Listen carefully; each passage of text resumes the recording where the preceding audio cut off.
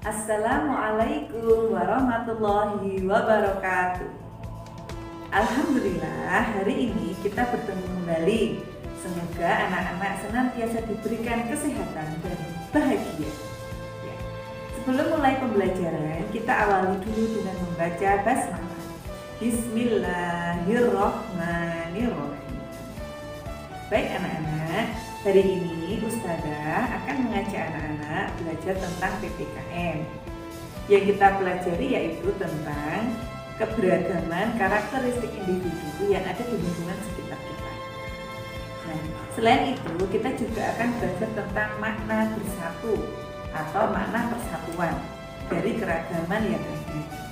Baik, simak video berikut ini ya. Muatan pelajaran PPKN tentang keragaman karakteristik dan sikap bersatu.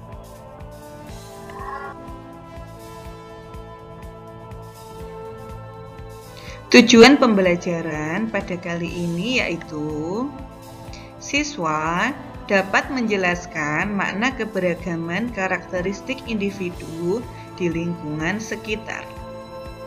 Berikutnya, siswa dapat memahami makna bersatu dalam keberagaman di lingkungan sekitar.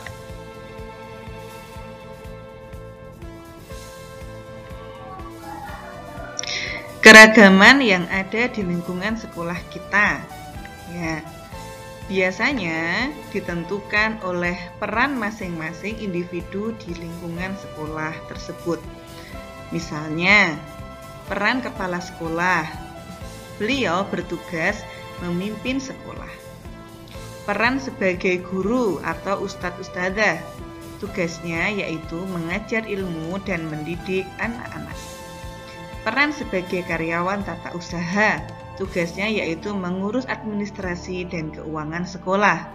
Berikutnya, karyawan logistik atau kalau di sekolah kita ibu-ibu di dapur. Tugasnya yaitu menyiapkan konsumsi.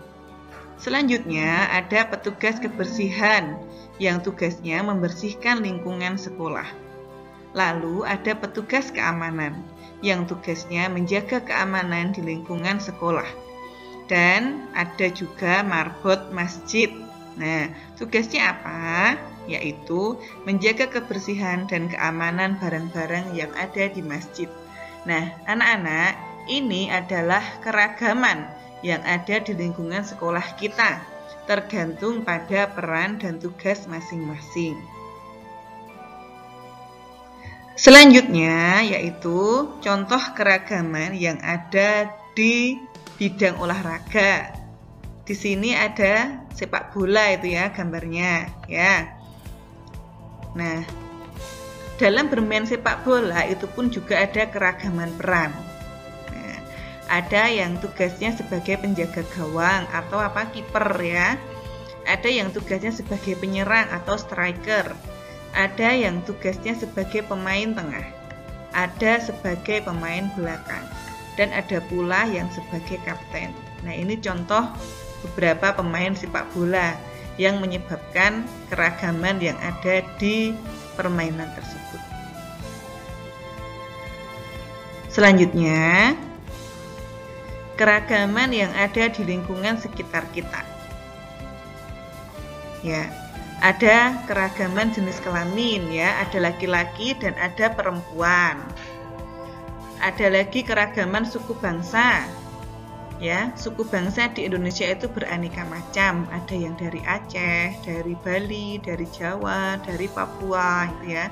Dari Nusa Tenggara, dari Kalimantan, dan itu tentunya suku bangsanya juga berbeda-beda. Berikutnya ada juga keragaman kondisi fisik gitu ya. Ada yang berkulit putih, gitu. Ada yang berkulit coklat, ada yang berkulit kuning gitu ya. Ada yang tinggi, ada yang tidak tinggi. Ada yang gemuk, ada yang kurus, yaitu keragaman fisik. Selanjutnya keragaman sifat. Ada yang sifatnya pemalu, ada yang periang gitu ya, dan lain sebagainya. Lalu keragaman peran. Nah, banyak peran di sekitar kita yang bermacam-macam.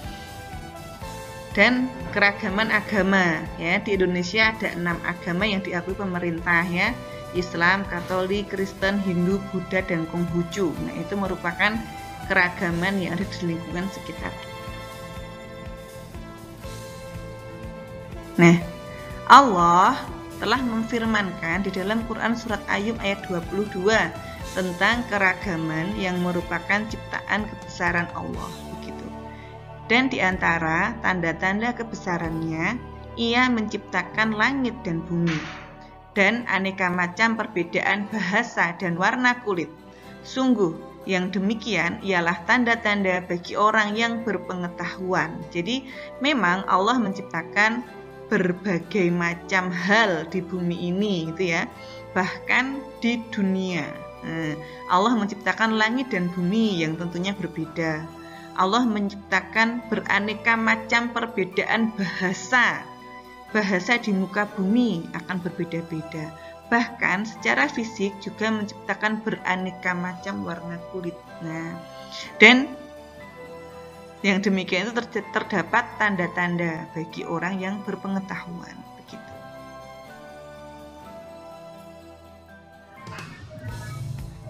Nah, dari keragaman tadi diharapkan muncul sikap persatuan. Dengan menggabungkan berbagai macam keanekaragaman tadi, harapannya tidak membuat perpecahan, namun akan muncul persatuan. Seperti contohnya, sikap bersatu yang terjadi di lingkungan rumah. Nah, biasanya di rumah itu akan ada pembagian peran, ya, peran sebagai anak, sebagai ibu, sebagai ayah, yang tentunya tugasnya berbeda-beda. Nah, bisa jadi anak di rumah itu bertugas merapikan tempat tidur, menyiram bunga, membantu ibu memasak, membantu ayah menyuci motor, misalnya seperti itu. Dan ibu juga bisa membantu anak-anak dalam belajar. Ayah pun demikian, bisa membantu anak-anak dalam mengerjakan tugas. Nah, hal ini menandakan persatuan yang ada di lingkungan rumah dengan berbagai macam peran dan tugasnya. Nah, dengan adanya sikap persatuan ini, maka akan muncul sikap saling tolong-menolong. Nah, bagaimana keragaman di lingkungan sekolah yang terjadi dan bagaimana bisa mendukung persatuan di lingkungan sekolah? Nah, contohnya demikian. Nah, setiap pagi Pak penjaga sekolah selalu membersihkan halaman sekolah supaya lingkungan menjadi bersih dan rapi. Dan itu memang tugas beliau, begitu. Namun, sekolah itu akan tetap rapi dan bersih jika semua warga sekolah juga menjaga kebersihan dan kerapian sekolah. Jadi, tidak bisa kebersihan sekolah hanya dijaga oleh bapak-bapak yang bertugas menjaga kebersihan sekolah saja, gitu. Namun, anak-anak sebagai siswa dan ustadz-ustadzah sebagai guru juga mempunyai kewajiban menjaga kebersihan sekolah. Dengan cara bagaimana?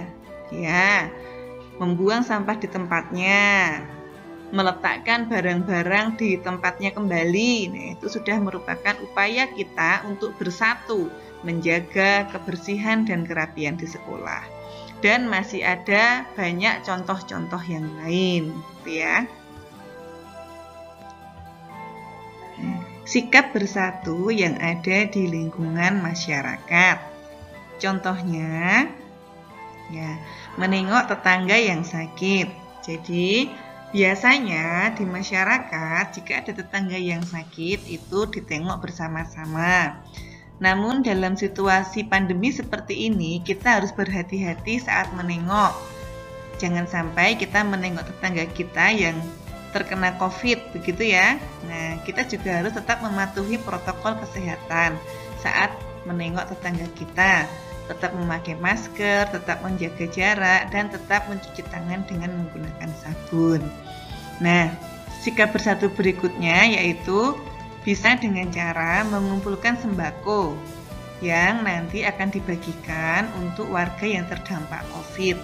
Terdampak COVID itu bisa jadi karena memang keluarga tersebut terkena penyakit COVID atau memang akhirnya tidak bekerja karena mungkin perusahaannya atau kantornya begitu ya mengurangi tenaga kerja sehingga menjadi tidak bekerja. Sikap bersatu berikutnya yaitu dengan cara sedekah sayur dan lauk. Misalnya beberapa keluarga yang mampu bisa bergabung menjadi satu begitu ya, lalu mengumpulkan dana untuk membelikan sayur dan lauk yang dibagikan kepada tetangganya yang kurang mampu.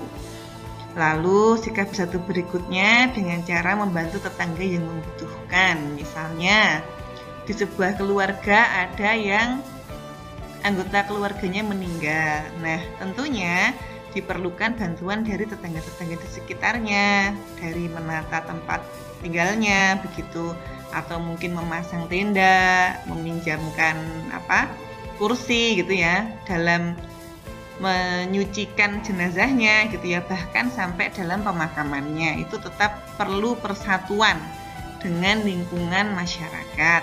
Atau ada tetangga kita yang mempunyai hajatan menikahkan anaknya seperti itu. Nah, itu tetap perlu sikap bersatu antar warga sehingga keluarga tersebut bisa ditolong seperti itu. Nah, inilah anak-anak sikap bersatu di lingkungan masyarakat yang akhirnya menimbulkan sikap saling tolong-menolong.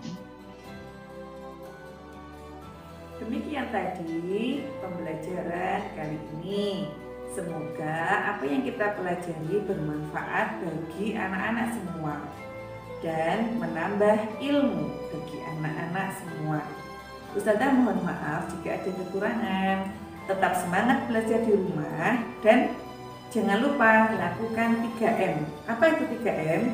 Memakai masker, mencuci tangan dengan sabun, dan menjaga jarak.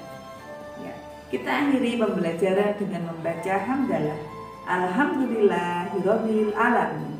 Assalamualaikum warahmatullahi wabarakatuh.